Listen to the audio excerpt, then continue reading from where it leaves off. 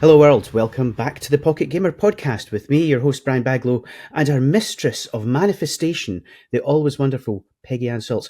Hello Peggy, welcome back. It's great to see you. Indeed, Brian, and that is impressive. That's one I wasn't going to hit upon. I was thinking, oh, he's going to talk about, since it's all about creator programs, it's going to be a C. But no, it comes out with an M to surprise me and to surprise us all. And yes, it is a great show, a great time, because we're looking at the topics that are just going to make it possible to smash it in 2025. That's my philosophy. I'm an optimist, and that's why we're picking these topics. We started out with AI and creativity, as you will recall. Yes? I do. Absolutely. And now we're moving on to creator programs. So that is another big point. It's one thing to create, and you need to connect with the players afterwards. That's all about the creator programs. So we have today Justin Sachs. He's CEO of Nexus. It's a company that's giving the studios all the tools they need to support a world-class creator program. But interestingly, Justin's career is also about gaming, right? He started out in competitive gaming. He founded a League of Legends coaching website, later then moving to the gaming development, gaming media company, until it was acquired by Twitch. And now at Nexus, well, he's back with his passion for connecting content and connectors. And this time it's about engaging community. So we are excited to, yes, engage you, Justin. Welcome to the show. Thank you. Excited to be here. It's great to have you here. I'm really looking forward to this. But before we jump in, I noticed you have, as Peggy said, a competitive gaming background and even won a World of Warcraft Classic tournament back in 2024. Leaning into that, can you pick one lesson from your competitive gaming days and inspire our audience to take the plunge and, jump into a creator program? From my experience in competitive gaming, I was never the best player in the world, but sometimes my team would be the best in the world. And so that was really more about putting together the right puzzle pieces. Like, can we find the right players who fit specific roles that really can work well as a team? And then you can accomplish incredible things. And I think that's similar to creator program is, can the studio and the publisher do what they do best in making an incredible game? And then can we help them by putting together a program that connects them with the creators that love their game, with the creators who used to play the game, and then build something that can truly grow and sustain the game for a long period of time. And so, again, I was never really the best player, but I was able to convince the best players to work with me. And that's a lot of what creator programs are about as well. Having the right team, Brian, that's what I think a lot of our listeners are going to learn more and more about this year, is that more than ever, teamwork. Oh, yeah. I mean, we hear it time and time again, Peggy. There's no one size fits all. There's no, single solution that works for everybody. And as we've heard from so many of the people we've spoken to on the show, you can't do everything. So build the team around you, build out those skills and lean into the change. Developers tend to want to develop, Justin. They see themselves as game creators, and everything else is somebody else's problem, whether it's a publisher, a community manager or some kind of partner. But having done more and more work over the last year with the creator community, I'm really learning a huge amount and starting to find out more about these guys. So let's dive into that a little bit more and look at why creator programs matter. So why should game publishers and developers care about building creator programs, and what makes them such a powerful tool for engagement and growth, and as you said, that longevity? Yeah, from my perspective, it's about connecting with players in the ways they want to be engaged with. And a lot of that is through their favorite content creators. So the people that they watch on YouTube or on Twitch, or the folks running Discord communities and servers, if the game is building a way to engage with those leaders, those strong personalities, and keep them excited about the game, that's the best touch point for keeping the players excited about the game, both from a retention perspective, but also from a reactivation. A lot of the way that it's often thought about with creators is acquisition. Let's work with these folks to bring in a new audience. And that can work for sure. But where creators can be really powerful is actually in growth, in retention and reactivation. And that's where we've found our creator programs to truly excel. And that's one of the places where studios that care about retention and reactivation, they should think about utilizing creator programs. So what does that look like in practice? Because I think that's very interesting. Not just the acquisition, sort of been there, done that, and we know about that, but keeping and above all, winning people back, winning players back, because that's so important. You had them once already. So if you can win them back, that's really a double win. You don't have to pay to acquire them again, and you don't have to familiarize them with the game that much. Yeah. The first piece is making sure that your game could be a fit for a creator program. And so understanding what are the types of games that are a strong fit that can really work well with creators versus games that maybe are less so. And sort of like the heuristic for thinking about this is if your game is live service versus premium, live service, you're creating new content all the time. There's new stuff for creators to cover all the time. You're probably going to be a better fit. If there's a lot of depth to the game, so it's multiplayer and there's strategy and there's a lot of things to discover and talk about, again, those are going to be really good fits for creators. And really where creator programs in the way that Nexus thinks about them and builds them, where you build an evergreen incentive for the creator around revenue share.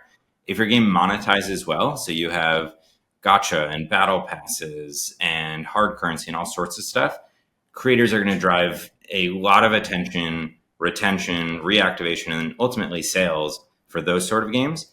Versus if your game is really advertising driven, it's going to be hard for creators to be really effective. And so if you have a live service game that has a really deep strategy and a deep monetization system, creator program is going to be a great fit for you. Once you've ensured that you have a game which is a good fit, you have to make sure that they join it. So where do studios start? Do they come straight to an agency like yours? Should they do their homework and start looking at the creators they follow or the ones that they can see are already playing the game? What's kind of the next step? Yeah, so that's one of the big opportunities and challenges for building a world-class creator program is onboarding. So how do the creators know that your program exists? And then how do they become a part of it?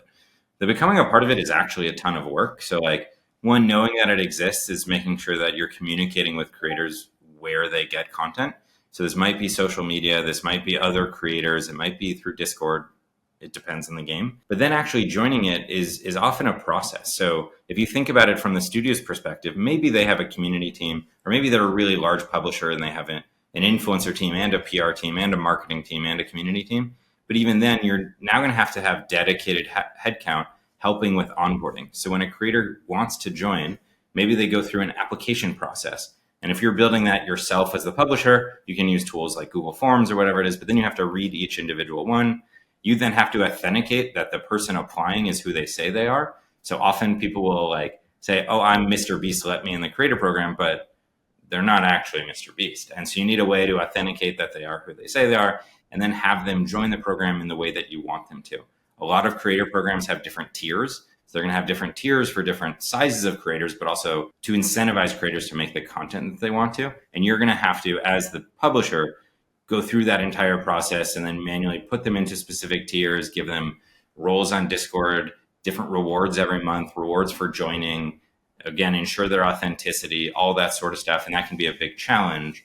And so that's one of the buckets that we as a platform focus on, which is that whole onboarding piece. When you spell it out like that, I hadn't thought of it like that. Because we don't do this, Brian, right? You think, okay, you just have to have live ops, got that, strategy, constant content, got this checklist. It's like, yeah, and then you get the creators, they're very passionate, great fit with your program, and you're ready to roll. But that's not the case. So let's get down into the weeds a little bit. You've got our attention. We're totally on board. We want to have a creator program. Our listeners, studios, maybe thinking about this for the first time ever. Let's start right there, right? Step one. Where does a studio start? Well, I think it was a really good question earlier too on the why. And so like just to make sure that we understand what are the goals and also which are the games that are a fit. The why is on growth. It's on retention and reactivation. And we've seen creator programs, 40% of players that can use a support a creator code to buy something had never bought anything in that game before. So creators do a really great job of converting free players into paying players, for reactivating lapsed players and bringing them back. And then, of course, of driving retention for your most engaged players. And so if that's the sort of initiative you as a game want, you're probably a game that is live service, that has a deep strategy in the game and deep monetization, but also you're a game that's been out for a while. The games that benefit the most from creator programs are mature titles that have been in the market for 5 or more years. Some of our partners that have found the most success have celebrated more than a decade of live ops of their game. So the thing they're most focused on is not getting new players into it, but it's keeping the players that they have, or critically reactivating their most engaged players who, maybe were playing for 4 years but stopped playing 2 years ago. And how do you get them back? You can get them back through a creator. So assuming you're one of those games and you decide, yes, I both care about making sure that my creators are supported, that they're making content that they can make a living, but also about those growth metrics that have positive player behavior impact in the game. There's really 3 things that you're going to need to do. The one that we talked about was onboarding. So how do the creators know that the program exists? How do they join and become a part of it? The second one that's really important is dashboarding. You're going to have to give real-time feedback to those creators themselves so they know their performance in the program, where they stand, what's going on. If you have a revenue share impact or piece of it, when do they next get their payout of revenue? Yeah. But also for you as the publisher, the dashboard is critical. For you to see the impact of the creators in your program, who's growing, who's not growing, what are the SKUs they're driving the most sales of, what content is working really well, and then all of the little bells and whistles that make a world-class creator program world-class, which is that we talked about tiers, but it's also you should think about revenue share from incentivizing creators to make the content you want for your game. And so maybe that's offering a higher revenue share for a new player bundle or for a battle pass, and maybe a little bit lower for hard currency. That way, when a player buys a battle pass, they become a better player, and you're incentivizing a creator to drive engagement around that. And then also, you want to run activations and promotions with your creators. Things like, hey, if a player spends $50 using creator codes, they get some special title in game. Or there's some special SKU that is really supporting creators, and when anyone buys that, creators share in a pool. Or there's some competition where creators are competing to see who can drive the most sales for the new content, and whoever wins, they get some evergreen voice pack in the game or something really cool that relates to them. I think the promotions piece is a really big thing to think about, and the only way to do so is if you have great dashboarding. The last bucket that we usually talk about, which is the biggest headache for publishers, is payouts and taxes. Because let's say you're running this creator program and you have 20, 50, 100 creators in it. Well, each of those people are earning different amounts of income each month through the revenue share. They all need to get paid different amounts every single month. And then at the end of the year, you have to handle taxes for them, and they're in dozens of different countries. And just staffing that is going to be multiple new headcount in your finance accounting team. And you're going to have to work with multiple vendors in order to support that. And so those are critical pieces of running a creator program, but they all have, their own challenges within them. And just to be clear for a moment, because I also want our audience to be clear on this, give me an idea in Nexus where you begin and ends. There's no misconception, because one thing that you are not is you are not an agency per se. It's a really good point. So Nexus, our pieces, we want to be the infrastructure and the tools that let any game have a world-class creator program, assuming their game is the right fit. And the games that are not the right fit for us are games that need us to bring them the creators. So if your game already has organic creators or creators that maybe used to make content but haven't in a few years, we would be wonderful for you. But if you're looking to us to find the creators, get them excited about the game, get them to start making content, and they've never played that before, maybe they've never even played the genre before, you might want to look to an agency to do influencer acquisition. And Nexus, we're more the tools and the platform to build and manage that world-class creator program. And so we often work hand in hand with agencies out there.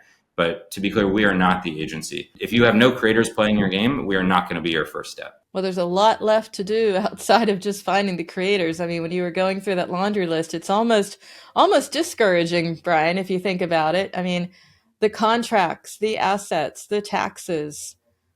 Wow.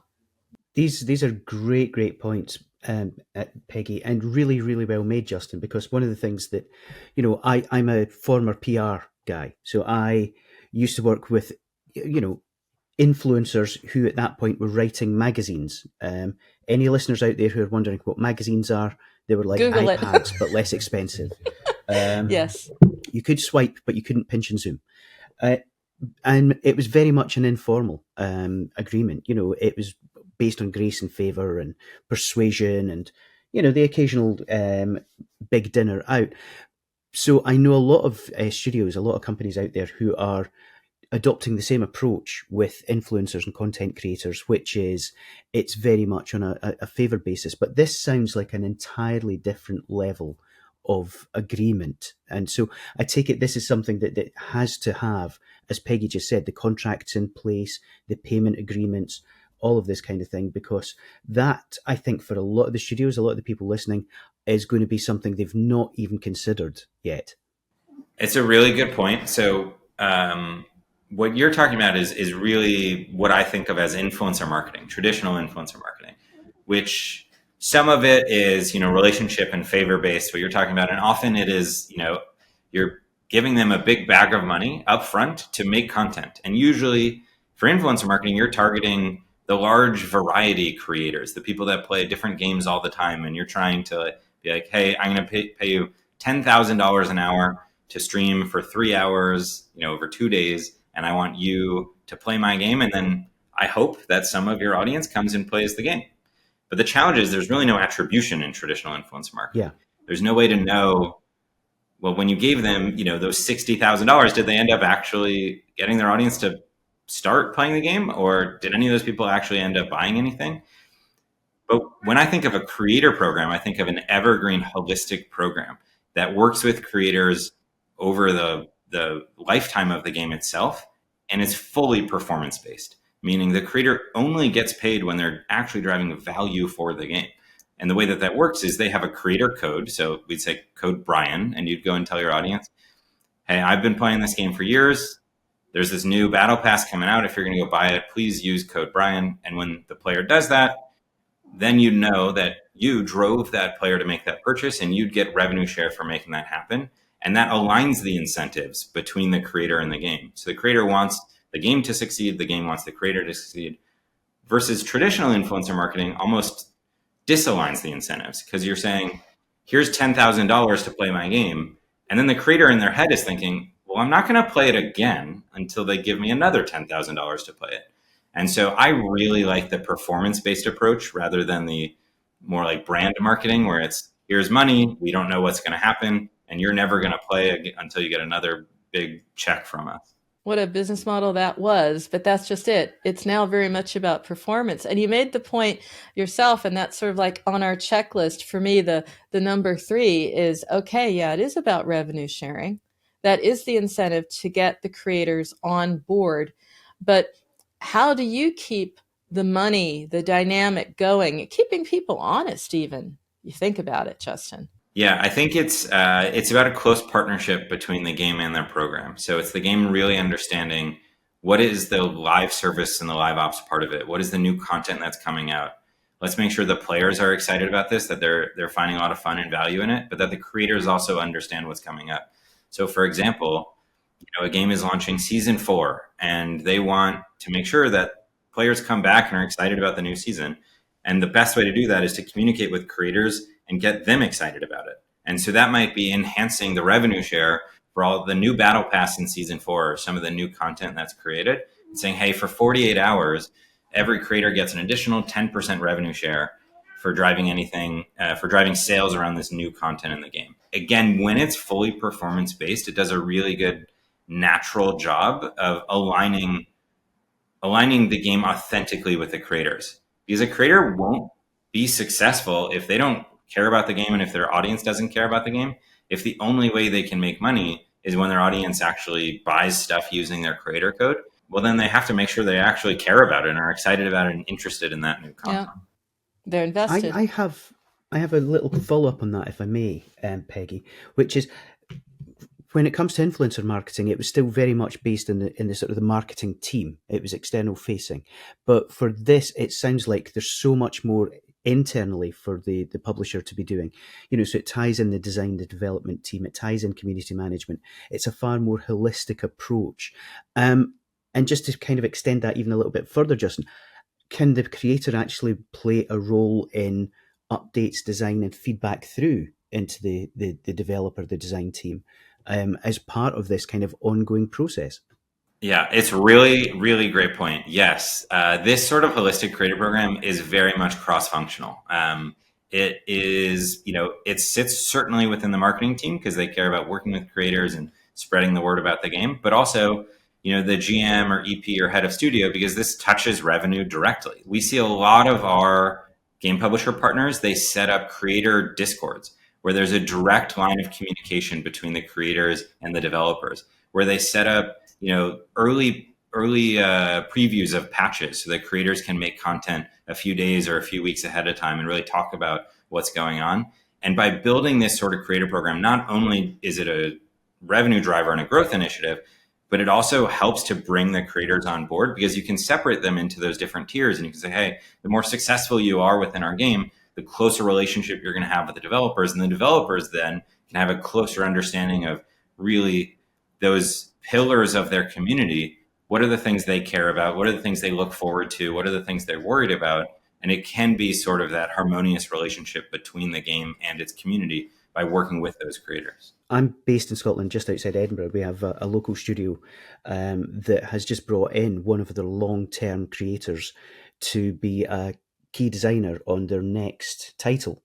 So, it really kind of shows the opportunities there on both sides of the fence. If you're willing to kind of get that involvement, get that engagement working and build in those connections.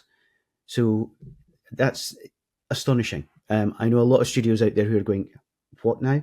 We're letting somebody outside the company design parts of the game. But to me, it makes perfect sense. Yeah, I do love that pipeline of creator into joining the game team, whether that's on the marketing side or the design side. I think we're going to see that more and more often in the future. So staying with our checklist, is there a rule of thumb about how to do this? I mean, we've talked about all the different ways that you can practically approach this part of the creator relationship. There was rev share, incentives. Now it's about activations, promotions, game updates, new content. What's your rule of thumb there to our studios, again, listening in? What is their checklist? If you're going to be building this yourself as a studio and publisher, I do want to let you know, like, there is a meaningful amount of investment that will need to go into this, both from a time perspective, but also a direct resource perspective. You're going to have to staff up on the marketing side and certainly on the finance side.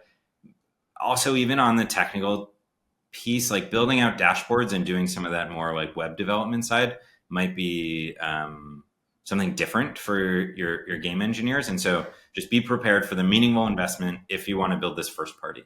I think one of the best examples I've ever seen for gaming creator programs is Supercell, and they did it first party, but they have spent years of building it to be like, the absolute best of the best when it comes out there. If this is something you're excited about and maybe you don't have those resources or you want to trial it or dip your toe in the water, there's platforms like Nexus that can help with that piece. But let's say you've made that decision, you've committed that investment. How do you think about how to make this successful? That's what I call the structure of the program, which is how do you communicate with creators of announcing that this program exists? How do you figure out which are the creators that are going to be able to join? Are you going to have an open program where any creator can come in, get a code and start participating? An application-based program where creators would apply and you would approve or reject them? Or an invitational only closed program where you say, hey, we're going to start with just these 10 people and just invite them in. So you have to figure out that structure. You asked about some of the rules of thumb. I think it depends on where your game is. If your game is more mature, I would think more of an open or application-based program. If your game is new or just launching, I would think more of that closed program where you can really test things and figure things out with a really small group of folks that you can build with really closely. And then you have to think about the communication and the management part. And so basically, let's say you're a game and you have new content coming out. You want your creators to have access to that content so they can show it off. That might be new skins or new battle pass or whatever it might be. And doing that manually is going to be a whole process. You're going to have someone on your team sending hundreds of people individual keys on Discord or whatever it might be, and that'll be really challenging. Let's say you need all of them to sign NDAs. They're going to have to send out individual contracts to each one of them. And then messaging, you're going to have to send out individual messages, or maybe you can do it through, through a server or through a newsletter where you send it out to all the creators. But still, you're going to have to be able to handle that communication and management directly. And so if you're doing it on your own, I would recommend investing in building out some tools in order to do that, which you might have to there's not really any great off the shelf things that just do that piece. So you're going to have to think about that part of the management and communication. And then there's all of the actual creator support part of, well, how do you talk to the creators that run into challenges where they want to know, how do I go from tier 2 to tier 3, or, hey, you rejected me, when can I next apply, or whatever. And so you're going to have that team handling support. Again, that's where I might think of partnering with a third party, or really, really committing to investing those resources internally if you're going to do it all yourself, because there's a lot of pieces that have to do it that aren't even on the building and the technical side, or even on the financial side. But just in management and communications, that's a lot of people time that you're going to have to devote to this. It is worth it to do so. It is just a really meaningful investment if you're going to do it all yourself. That makes a huge amount of sense. And again, I have a little added bonus question, if I may, Justin, which is, when, as we discussed earlier, you sometimes have creators working in countries and regions all over the world. How big a challenge is the localization, the translation, and just dealing with the different communities and the different sort of regions, assuming you have a game which has gone global? Is that an additional challenge? And is that something that Nexus can help with? Yeah, that's an enormous challenge. Especially when you think of the depth of the communication that you're having with the creators, and the unique, you're talking about things that maybe don't yet exist in the game, and you have to communicate it in a way that they can understand, both in their language, but also in their time zone. And so, when you think about working with creators across time zones, you're going to have to staff up people across those time zones that understand those languages and those cultures. And that can be really challenging. That is a thing that Nexus helps with. But it is also a meaningful investment.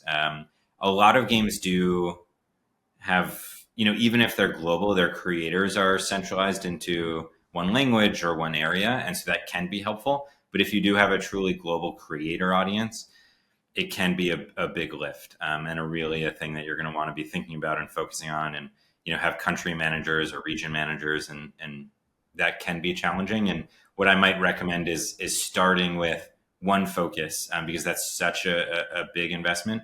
Maybe you start with just English speaking creators, or just creators in Southeast Asia, or wherever you have some dominant group of folks. A lot of what we recommend with our partners, especially because Nexus is built to be turnkey in a way that you can turn it on, but also turn it off at any point, is start with trials. Start with more closed programs where you see, hey, we're just going to start with these 30 folks, or just with this language, or whatever it might be. And let's run it for 60 days or 90 days and then see what happens. Is this truly having as meaningful and as positive of an impact on player behavior as we hoped this system would? And then you can grow it over time, rather than starting out fully global and fully open. That can be really a challenging place to start. So I guess my follow-up to that, Justin, is in terms, are there any games, you mentioned games which are maybe offline ad-driven, that are not particularly appropriate for a creator program, but are there any particular genres or anything that you wouldn't expect that just don't really catch fire with creators out there? Or is there an infinite number of niches? Single player titles, so RPGs, even if they are live service games, so they do have deep monetization and there's new content added to them, they tend to perform a little bit worse than multiplayer games. I think the reason for that is around collaboration. So it's great in multiplayer games where creators can collaborate with other creators or compete with other creators, and that can be more challenging when there is no multiplayer or PvP aspect. We've seen some of those still be successful, but that is, one of the genres that might be a little bit more challenging to have a really excellent creator program. On the flip side, one of the places that I've been, especially, here with Pocket Gamer, that I've been really impressed with is mobile. Mobile isn't the platform you think of when you think content creator. That's more PC and console. You think of, the League of Legends of the world and the Minecrafts of the world and things like that. But I've been so impressed with the impact that creator programs can have on mobile games, and it's really a difference of scale. So like, yes, a PC or console creator might have millions of subscribers. Every view gets hundreds of thousands or millions of views. And in mobile, maybe they'll only have a few thousand subscribers, and they'll have each video will get in the hundreds of views, get 200 to 300 views, not 200 to 300,000. But those creators will still be so impactful. We've seen creators of that size still drive tens of thousands of dollars a month through their creator code. And so I've been really impressed with how, even if mobile games have less creators that are a little bit smaller, the impact that creator programs can have on their game is still substantial. I didn't think about that. I mean, you think about mobile as having it's a media, it's a platform, but you don't think about the impact being so different, that actually, small impact has large repercussions or large revenues. That's surprising. Yeah, and on the platform side, it is interesting to think about where creator platforms are better fits for different games. So, for example, for mobile, YouTube is absolutely king, and then I would say TikTok. But for PC and console, Twitch, like the live streaming platforms can be more powerful.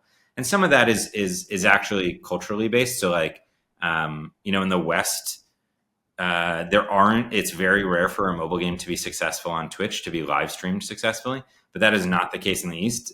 Whether that's on platforms like Facebook or some of these Douyu and some other like Asian owned streaming platforms, there are a lot of mobile live streaming content creators. And so I would also think about that as your game is thinking about launching a creator program, which platform is going to be the best fit for you. Probably if you're a mobile game, it's going to be YouTube. And also TikTok has started to be, more successful. We'll see what happens to TikTok in the US, but we've seen it be really powerful for games over the past couple of years. Well, this is great because we started out, we wanted to have a checklist for like a world-class creator program, what to do, what not to do, and now we have the platforms as well. But I wanted to move on from the checklist to some of the challenges, right? It's great to say this is what you need to do to succeed, but then there are common challenges that studios face. What do you see as being some of them, and how do you at Nexus help address them? Yeah, the biggest challenges are overhead and management. This is usually a totally new system for games, and it's something that has really nothing to do with what the game's been successful with. This is not about making the game better. It's not about making the in-game player experience better or making the system for learning the game better. This is, we need to build transaction-based dashboards on the web. We need to send money to 300 different individuals and do 1099s at the end of the year. And so like that management and overhead is really where I see a lot of studios stumble if they're doing it themselves. Like one particular horror story is around reporting. So there was a game that built a first party creator program but didn't have dashboards for their creators. And what that means is the creators don't know how much sales they've driven or when they're next getting paid or how much they're next getting paid. And sometimes this was a larger game and these creators were earning tens of thousands or hundreds of thousands of dollars a month. And this became a meaningful part of their income, but they didn't know if they were going to get paid this month, this quarter, or even like in the next 6 months. And the game couldn't report it to them either. And so the way that it worked is like the creator would go to their influencer manager. The influencer manager would go to the finance team and be like, please, like, what were the sales over the last 45 days? And then they would have to manually go one by one, tell the creators about it, and then try to get them paid out every 7 months or 3 months or whenever they could get the finance team to get the time to be able to do so, because they hadn't built, the rails to make it automated and really easy. Obviously that is a thing that Nexus, handles is, we have live real-time dashboarding and we handle all the payouts and it happens monthly and all sorts of stuff. But like, that can be really painful, obviously, for the creators when this becomes a meaningful part of their income, which these creator programs absolutely can and will do. And I also, I don't blame the developer for that. Like building those sort of dashboards and adding half a dozen new finance managers to your finance team is not their goal with building a creator program. And so like that, it can be really challenging to be able to solve some of those problems if you don't invest the right resources in the right time way up front as you're building this sort of program out. So let me follow up on what Peggy was just asking and ask about the actual onboarding process. You mentioned something as simple as Google Forms. What's the biggest mistake you see being made out there, and what should studios do differently? I'll give you two: authentication, and then again, just the overhead and management. So authentication is a big piece, and it can be really tough to do if you haven't built the technology that like you as a creator applies. They actually have to authenticate their accounts to their YouTube or Twitch or TikTok or whatever, Twitter or whatever it might be. If you haven't built that piece, knowing is the creator who they say they are is really challenging, because immediately when you announce your creator program, everyone's going to try to sign up as the big creators for that game, and you have to make sure you're not giving out the creator code to someone that isn't actually that person. And then on the management and the overhead piece, as the creators apply to join or try to join, some of them are going to be a fit and you're going to say yes, and you're going to want to put them in a specific tier, and you're going to want to communicate to them in a specific way and give them rewards and work with them and build that relationship. But also some of them you're going to say no and say like, hey, you're not a fit right now, either because you don't have a large enough audience or you don't make enough content for our game or whatever is the reason. And if you're doing this manually, whether it's through Google Forms or any way that you can do it, well, how are you going to work with that creator so that they can reapply to join? Like maybe you have some limit. They have to have 5,000 YouTube subscribers and they're at 4,250. Well, in 2 months, maybe they're going to be at 5,000. They're going to join. Are you going to let anyone reapply immediately? Because then as soon as you reject someone, you're going to get hundreds of thousands of people immediately reapplying. How are you going to institute a cooldown period without building technology around that? And then even once they join, how are you going to communicate to them and give them the things that they need in a way that doesn't take up dozens of people's time doing manually? So for example, a lot of our creator programs, they want to give creators, currency in the game every single month. But that can be really challenging because let's say it's different amounts of currency based on what tier they're in. And then you have dozens or hundreds of individual people and you're doing this manually where you're just sending, like that's going to be maybe even a couple people's full-time jobs just sending out those rewards. Because as soon as they get to the last person, it's the end of the month and they got to start over all again. And so those are some of the challenges to onboarding. That is nuts. So we've got the finance team who are doing payroll, and we've got the virtual finance team who are doing virtual payroll. That's right. That's right. Creators. Virtual. Yeah. Justin, you have opened a couple of eyes, I think, this afternoon. This is mind-blowing stuff. It is totally solvable. It is totally solvable through technology, and any publisher could build this themselves. Again, it'll probably take 18 months at the fastest and a full new team to do it. But like you could build that, you could solve this through technology. This is also like the point of Nexus is we think these creator programs are really powerful. Every live service game in the world should have one, but they shouldn't have to build and manage it themselves because it's a headache to do so. But these are like solvable problems just by building a couple different systems that all can communicate with each other in the right way. So, Justin, this has been absolutely fascinating, and we're learning a huge amount, as I'm sure our listeners are as well. But when we were talking beforehand, you said one of the big trends and opportunities for 2025 and beyond is DTC, direct to consumer. What trends or innovations do you see shaping the future of creative programs across the next year? So more studios can take advantage of this and ride that whole DTC wave. Yeah, I think the biggest one, so D2C or web shops is hugely powerful for publishers, obviously, especially mobile publishers. And one of the biggest challenges is discovery. How do you actually move your players, especially your VIPs, from in-game to the web shop? And a lot of the challenges there around the steering roles where the studio can't tell the player directly in-game, hey, don't buy here, go buy on my web shop, you'll get a better deal. But you know who can is creators. YouTubers and streamers can literally say, hey, I have a creator code over on the web shop. Please use my code and you'll get a better deal. It's going to be a great experience. And so we found creator programs to be really helpful for D2C and for D2C to be a tailwind for the idea of spreading creator programs to more games. It's one of the big drivers of being able to move those VIPs from in-game over to the web shop. Justin, we're going to have to bring things to a halt, unfortunately. We would love to carry on talking to you, but sadly, it's round about that time. But before we let you go, we have two questions we ask all of our guests that brings it right back into the world of games and what's in your pocket and on your desktop. So what game are you playing right now? What are you obsessing about right now? What you can potentially creating your own content for right now? And then number two, favorite game of all time. Okay, I'm giving you 2 for both, which is maybe not fair, but I'll go fast. Right now, Balatro, which probably everyone is saying, but Balatro is my downtime game or my playing game. Marvel Rivals, I've been playing a bunch of, which just recently came out. Also, Marvel Rivals is a perfect fit for a creator program. So NetEase, if you're out there, let me know. And favorite game of all time, got to be World of Warcraft. It's where I really got started as a content creator. As a competitive gamer, it was a big part of how I got into this career of being in the games industry. And then also, dear to my heart, maybe this is like also aging me a little bit, is Conker's Bad Fur Day, specifically multiplayer on the N64. That's maybe my favorite game of all time.